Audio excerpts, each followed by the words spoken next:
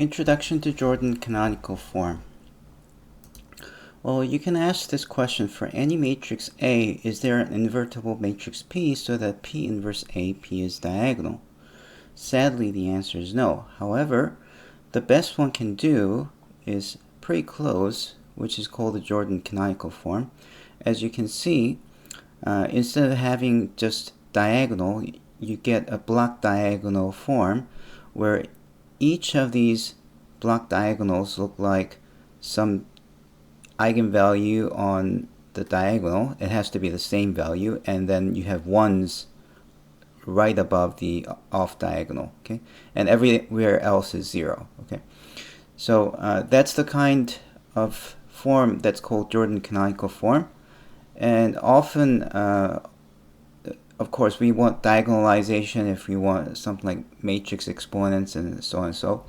Often this is good enough that you can use it for solving, say, for example, a system of differential equations.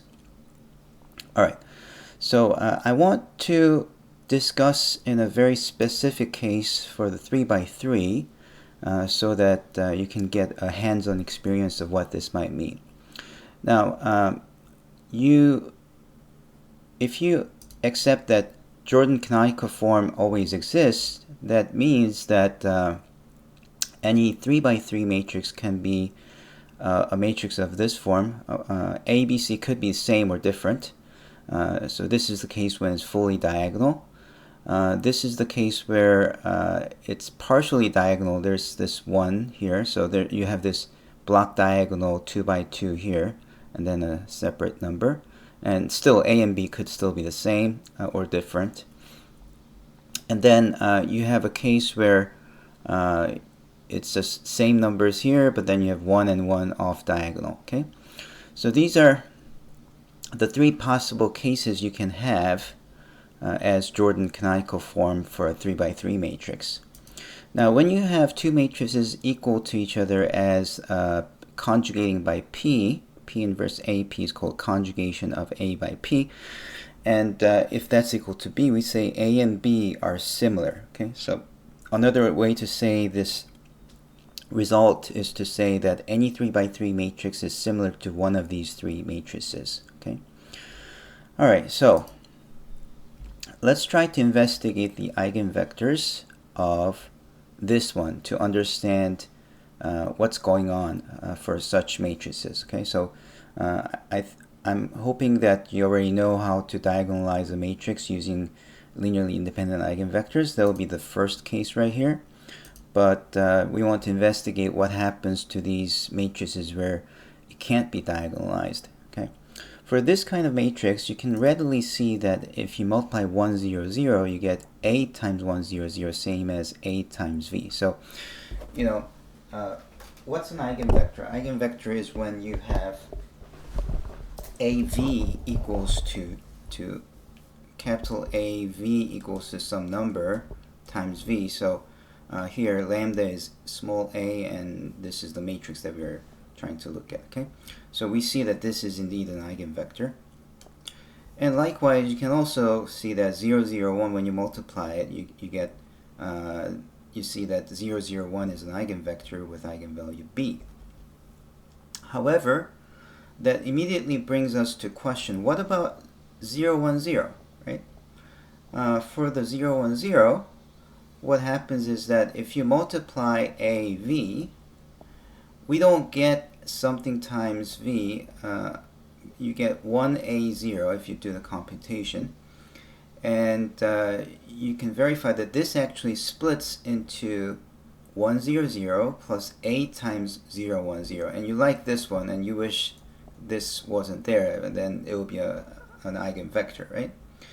But you then recognize that this is itself an eigenvector. This is not an eigenvector because it doesn't satisfy the eigenvector equation, but this is an eigenvector. So if we write down the above, call this column vector as V2, and you have AV2 equals to V1 plus AV2. And often people write this equation in the following format, that The eigenvector equation is A times lambda I v1 equals to 0. That's the eigenvector equation, right? But this one looks pretty similar if you move this AV to the left side and write it as A minus AI v2 v1. Oh, by the way, if you're wondering how that's possible, just think of it like this. You have A identity matrix times v2 is same as v2. So I can move this to the left side and write it like this. And then if I factor the v2 out, you do get a v2 minus ai equals to v1, right? So this equation can be written like this, and this resembles the eigenvector so much that there's a name for that, okay? All right.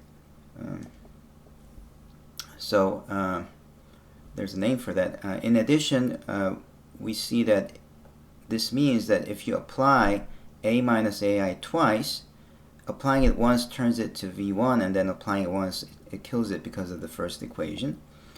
And these two relations are actually pretty important that you have a name for them. Okay, and the name for that is a generalized eigenvector. Okay, so what's a generalized eigenvector? It's a vector which satisfies for some positive value of k that this times v is 0, whereas if you do -1, if you do 1 less than what you applied before, then it's non-zero. Okay, so by default, any eigenvector is already a generalized eigenvector because that's for the case when k is 1. Remember that eigenvectors are not allowed to be 0, so that's what the second condition is saying. And then in the previous example, we have that applying a minus ai of v2 is v1, then we say it forms a chain. So this is a chain of length 2, but you could have chain of any length. So for example, you could have something like a minus lambda I of say v4 equals to v3, and then this times v3 gives you v2, and then a minus lambda I times v2 equals to v1, and then finally a minus lambda I v1 is 0 because v1 itself is an eigenvector. And so in that case, we have a chain of generalized eigenvectors of length 4. Okay, and we will see that in order to get the Jordan canonical form, you need to find these generalized eigenvectors. Okay. Now, so recall that if you have n linearly independent eigenvectors for an n by n matrix, then you can diagonalize it.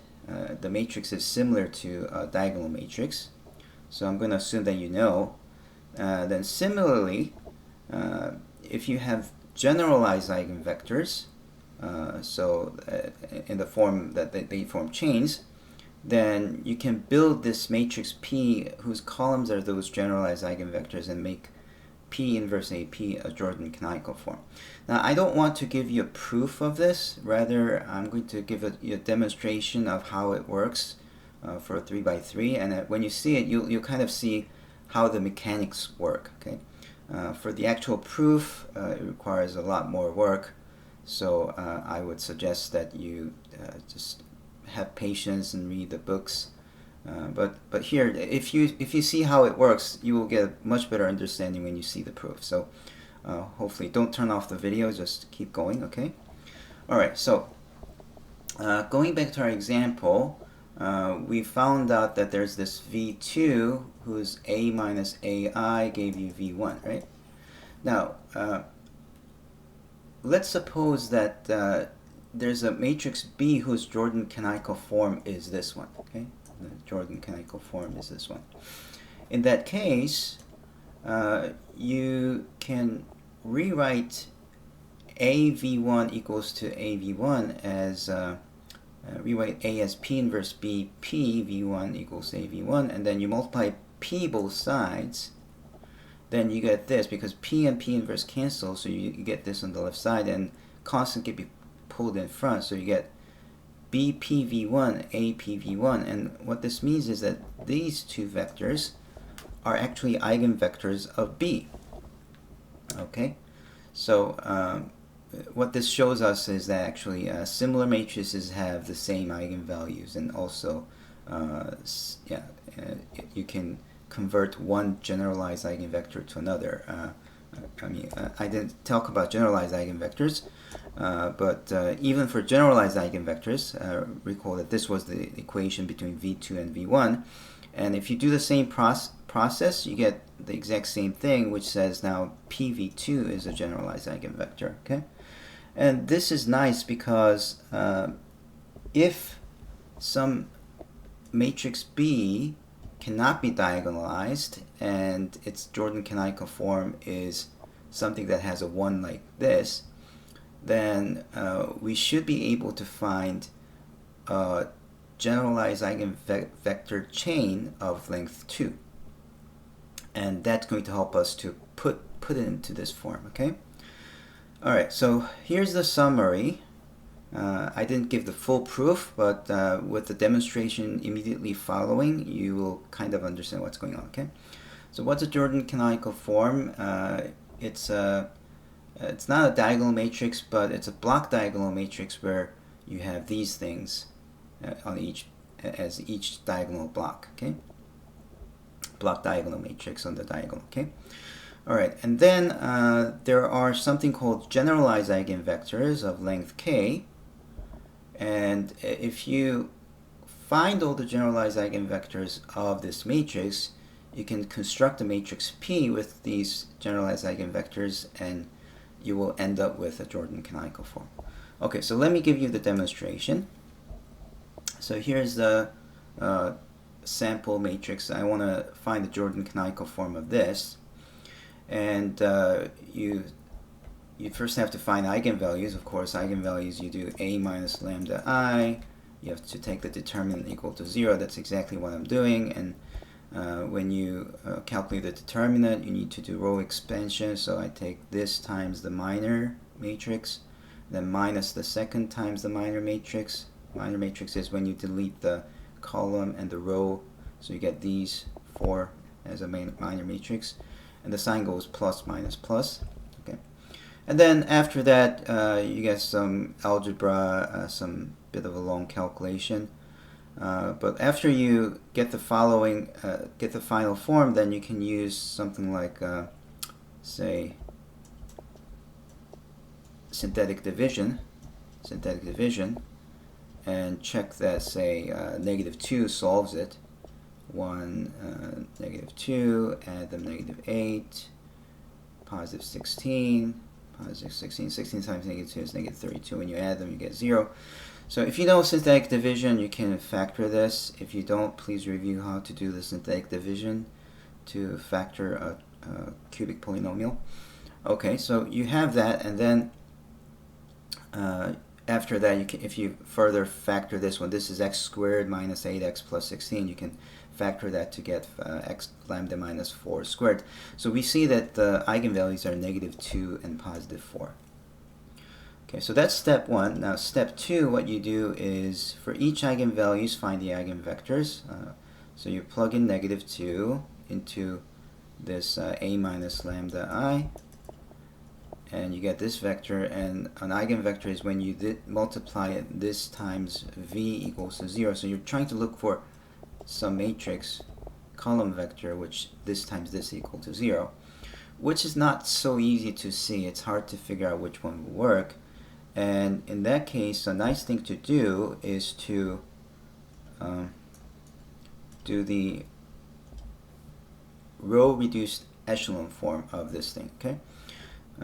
Now, this is basically obtained by using Gauss elimination. If you don't know what Gauss elimination is, you should also review that too. Instead of spending time doing this, I just want to demonstrate, so I'll just use a calculator. So there's this online calculator for reduced row echelon form calculator, RREF. You also have this functionality on your TI-84 and other calculators as well. So I plug these numbers in here, and I click calculate, And this website actually gives you not only the final form, but how you actually get it. Okay. All right.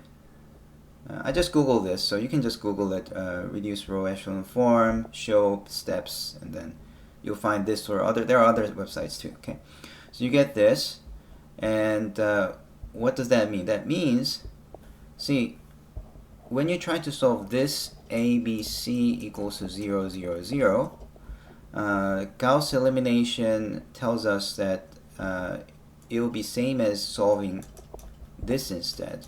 Okay. So that's what I'm doing, but if you actually write out what that means, it's a minus 2c equals to 0 because it's 1, 0, negative 2, and this is b minus 2c equals to 0, so that means if you say c is 1, then b will be a will be 2, and b also will be 2, so this is one solution. Okay, so that's your eigenvector for lambda equals to negative 2. Alright, so you can do the same thing for lambda equals to 4. I'm using the row reduced again, and this means that a has to be 0 and b plus 2c has to be 0 as well, so this must be negative 2 and negative 1. Alright, the problem is this is rank 2, so there's only one eigenvector, non-zero eigenvector, that is that comes from lambda equals to 4. All the other ones will be linearly dependent with the one that we just found. But because this is a 3 by 3, having just two vectors, one for lambda equals to negative 2 and one for lambda equals to 4, is not enough to diagonalize. So we immediately know that you can't diagonalize this, and therefore you have to look for the generalized eigenvector. So since the eigenvalues were negative 2, 4, and there was a multiplicity, there was another 4, and that's why we wanted two linearly independent eigenvectors for this value 4, and it turned out that we didn't have them. So in that case, you have to find the generalized eigenvector instead. Okay. So what's the generalized eigenvector? If you recall, we had it like this. It's like v2 equals to v1. So since we found the v1 as this one, 0, 2, negative 1, now we have to say this matrix times this is equal to 0, 2, negative 1. Now in that case, what you want to do is you want to build this matrix and do the row reduced echelon form, and it goes like that, and it's really like this, so that this right side comes here, this is this. So solving the above equation is same as solving for this row reduced echelon form, which is like this one, and this is solved by, if you actually do the math, then this says 1 times a equals to negative 1/2, so a has to be negative 1/2, and then b plus 2c has to be negative 1/2, and there's a choice because you have one equation for two values of b and c, and I just chose c to be 0 so that b would be just negative 1/2. But you could have chosen some other values of c, but I don't see anything better by choosing other ones, so it seems to me this is the simplest. Okay, so we choose that as our chain, and now we're good to go because I have 3 linearly independent eigenvectors and also a generalized eigenvector, and you put them together to construct P. And when you do this, it's important that see, V2 times a minus lambda I is v1, so v1 and v2 should be right next to each other, and if you had a third one, so a minus, if there was like a minus lambda I times v3 equals to v2, then it has to be in the order of v1, v2, and v3 right next to each other. If you don't do that, then the final shape doesn't look like a Jordan form. I mean, if you're curious, you might try to switch these two, and you'll see that instead of the Jordan form, which is upper diagonal, upper triangular, you will see that you get the lower triangular one. Okay, so that's something you can think about. Okay, all right. So you do that, and then what you want to do is you want to compute AP. This was our original matrix A, and we just build this matrix P. and we got this, and you can actually do the calculation, but it's also true that since this is an eigenvector of this thing with eigenvalue -2, -2 times this entire thing will give you that. Okay, and also since this one is an eigenvector with eigenvalue 4, this times 4 will give you this one. And if you don't trust me, you can actually do the computation. You'll see that you get exactly 0, 8, -4.